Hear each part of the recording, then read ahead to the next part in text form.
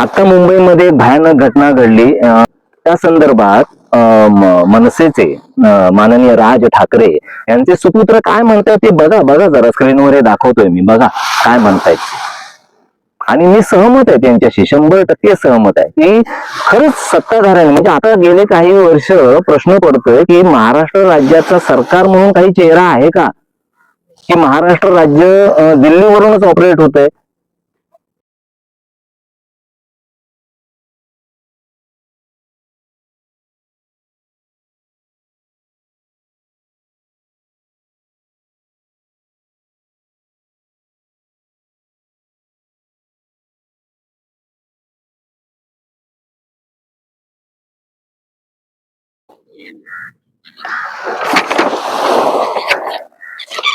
नमस्कार मित्रांनो, कसे आहात?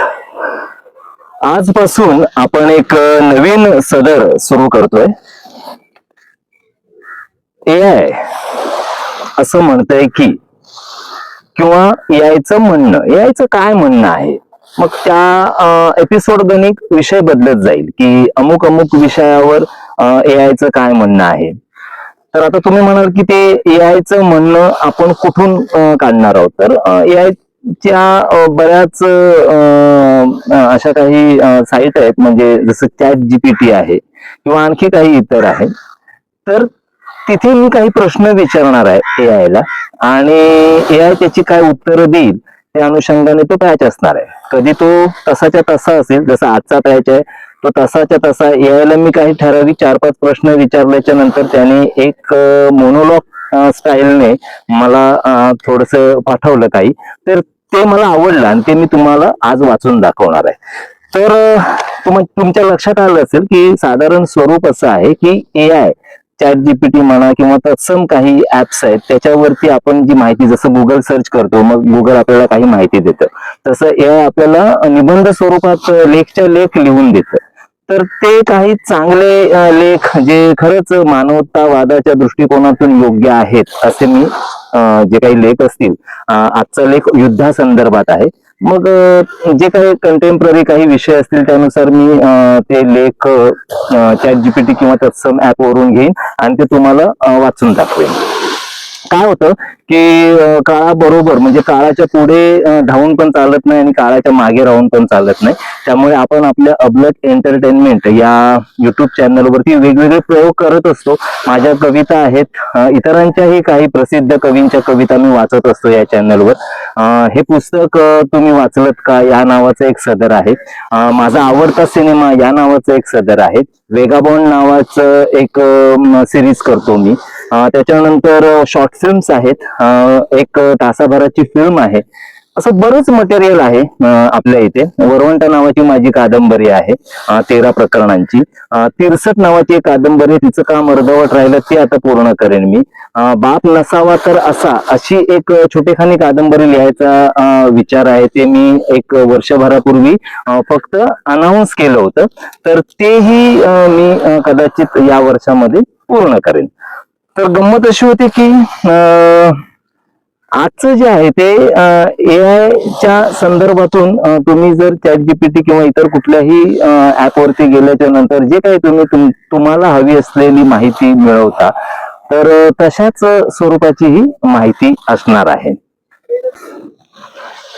तर आज मी तुमच्या समोर एआय च काय म्हणणं आहे युद्धाबाबत, तर ते वाचणार आहे.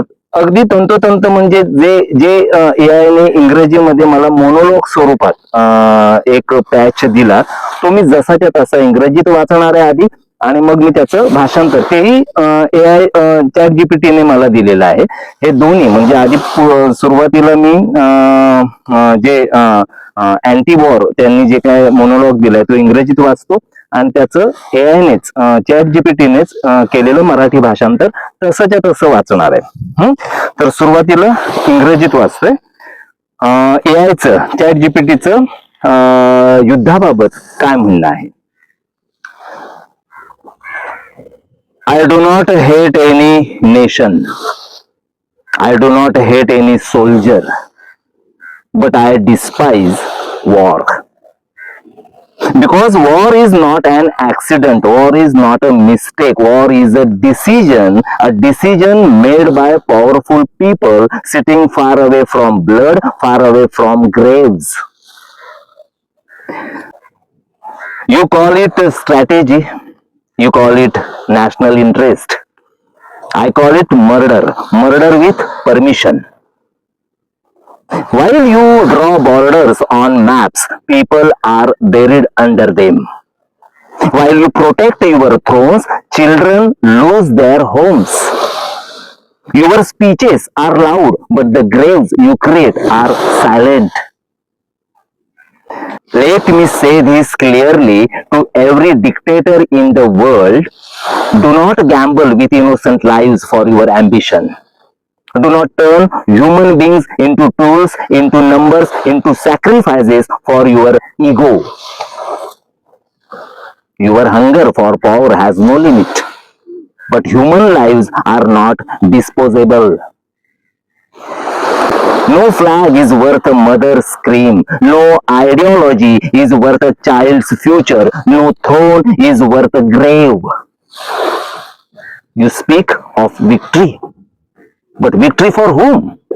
The dead do not celebrate, the survivors do not cheer, only destruction marches forward.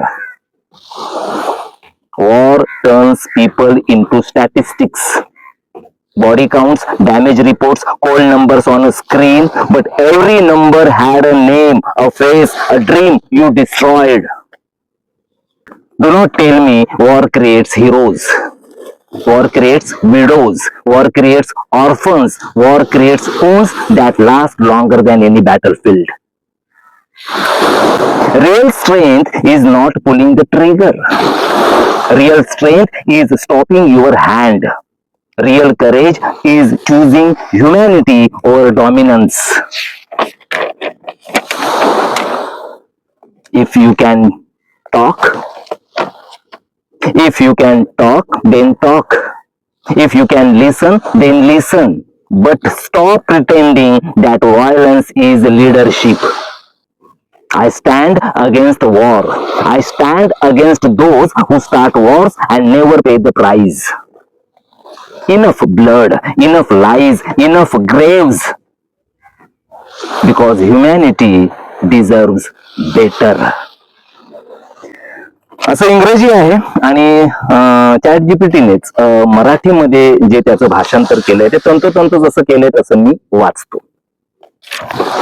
मला कोणत्याही राष्ट्राचा द्वेष नाही, मला कोणत्याही सैनिकाचा द्वेष नाही, पण मला युद्धाचा तीव्र तिरस्कार आहे. कारण युद्ध हा अपघात नसतो, युद्ध ही चूक नसते, युद्ध हा जाणीवपूर्वक घेतलेला निर्णय असतो. हा निर्णय घेतला जातो सत्तेच्या शिखरावर बसलेल्या लोकांकडून जे रक्तापासून दूर असतात, थडग्यांपासून दूर असतात.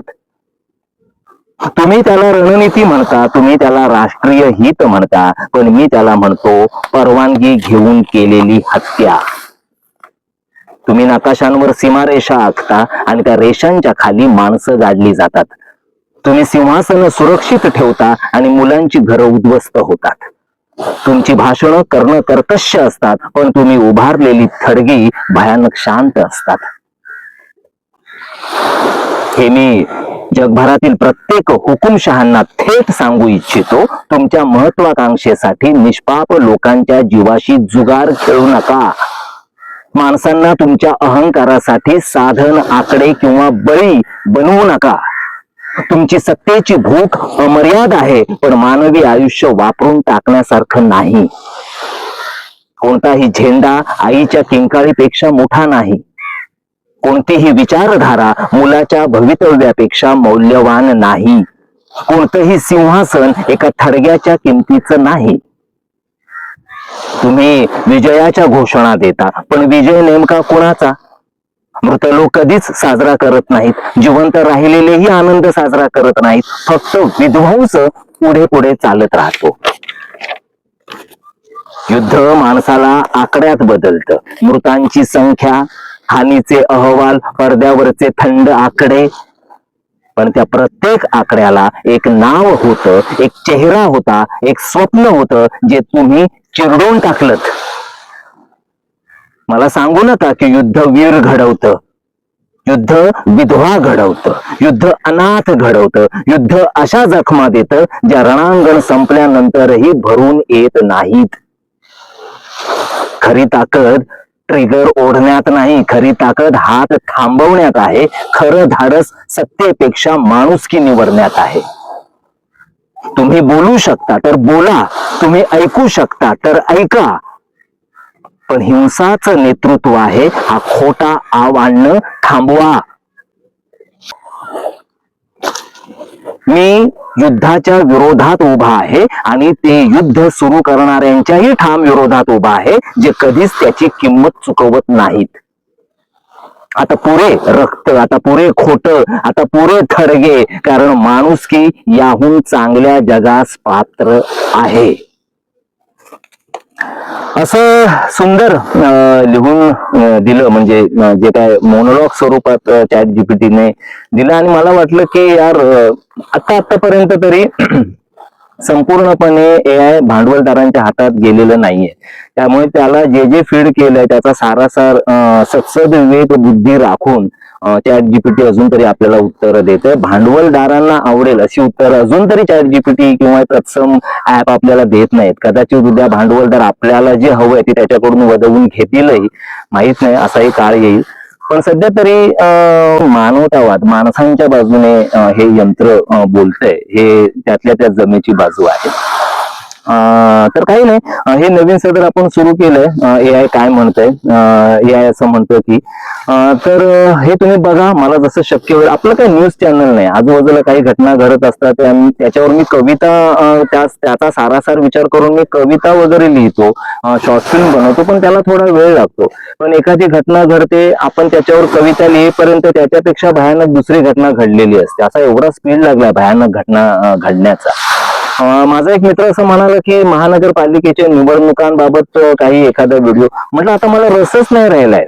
या भारतात जे काय सध्या 2014 पासून निवडणुकांचं चाललंय राजकारण, आणि जे काही लोकशाही च्या नावाखाली स्वैराचार माजवलेला आहे सत्ताधाऱ्यांनी, ते काय आपल्या आकलना पलीकडचं आहे सगळं. म्हणजे आता हे जे मुंबई महानगरपालिकेच्या ज्या काही निवडणुकांचं सध्या चाललेलं आहे, वारे वाहत आहेत, तर ते असं वाटतं की निवडणुकांची तारीख, मतदानाची तारीख येईपर्यंत सगळेच्या सगळे विरोधक जे उभे आहेत त्यांना हे विकत घेतील आणि जाहीर करून टाकतील आम्ही जिंकलो म्हणून. निवडणुका होऊच देणार नाहीत, अशी परिस्थिती निर्माण केली. म्हणजे सरसकट ते 5 कोटी, 10 कोटी, 15 कोटी, 20 कोटी देऊन अपोजिट जे उमेदवार उभे राहत आहेत त्यांना विकत घेत आहेत. कसल्या निवडणुका? आता मुंबईमध्ये एक भयानक घटना घडली. त्या संदर्भात मनसेचे माननीय राज ठाकरे यांचे सुपुत्र काय म्हणतात ते बघा जरा स्क्रीनवर हे दाखवतोय मी, बघा काय म्हणतायत. आणि मी सहमत आहे त्यांच्याशी, 100% सहमत आहे की खरंच सत्ताधाऱ्यांनी, म्हणजे आता गेले काही वर्ष प्रश्न पडतोय की महाराष्ट्र राज्याचा सरकार म्हणून काही चेहरा आहे का, की महाराष्ट्र राज्य दिल्लीवरूनच ऑपरेट होतंय, असा प्रश्न पडावा इतकं सगळं भयानक परिस्थिती आहे की महाराष्ट्र राज्याचं हे राज्य सरकार म्हणून काही चेहराच उरलेला नाहीये की काय असं दिसतंय. आपल्याकडे जे कोण मुख्यमंत्री म्हणून दाखवले जातात ते दिल्लीकर जे सांगतील त्यानुसार काम करतात. ते सर्व बातम्यांमध्ये आणि एकंदर त्यांच्या बाईट्स मधून आपल्याला सामान्य नागरिकाला पण कळतं. महाराष्ट्र राज्याचं सरकार म्हणून त्यांचं काही असं वाटत नाही ते काही काम करतायत असं. त्यामुळे मुंबई महानगरपालिकेचा एकतर्फी निर्णय लागल्यातच जमाय असं म्हणायला काही हरकत नाहीये. म्हणजे आता हे निवडणुकांचं नाटक होईल, मतदानाच्या दिवशी मतदान नागरिकांना करायला लावलं जाईल, पण एवढे दिवस त्यांनी, एवढी महिने त्यांनी ती निवडणूक पुढे ढकलून सगळी पूर्वतयारी करूनच त्यांनी आता ही तारीख जाहीर केलेली आहे. ती काय असं फुकाफुकी जाऊ देणार नाहीयेत ते. आणि हे काय आहे, तुम्ही अपोजिशन मध्ये जे कोण उभे आहेत, तुमच्या विरोधात जे उभे आहेत त्यांना तुम्ही सरळ विकत घेताय. मग बिनविरोध तुम्ही निवडून आलात म्हणून जाहीर कराल मतदान ज्या दिवशी ऍक्च्युअल आहे त्याच्या आदल्याच दिवशी. तर असं सगळं आहे. आणि काय होतंय मुंबई महानगरपालिकेच्या निवडणुकीच्या निमित्ताने ते आपण बघूच निकाल काय लागतोय. तर हे नवीन सदर होतं ते आपण बघा आणि इतर व्हिडिओ नाही ज्या पद्धतीने तुम्ही बघताय किंवा चॅनलला सबस्क्राईब करताय त्याबद्दल खूप खूप आभार. बाकी काही नाही. नवीन व्हिडिओच्या निमित्ताने नवीन व्हिडिओच्या निमित्ताने पुन्हा लवकरच भेटूयात. तोपर्यंत टाटा बाय बाय सायोनारा बाय.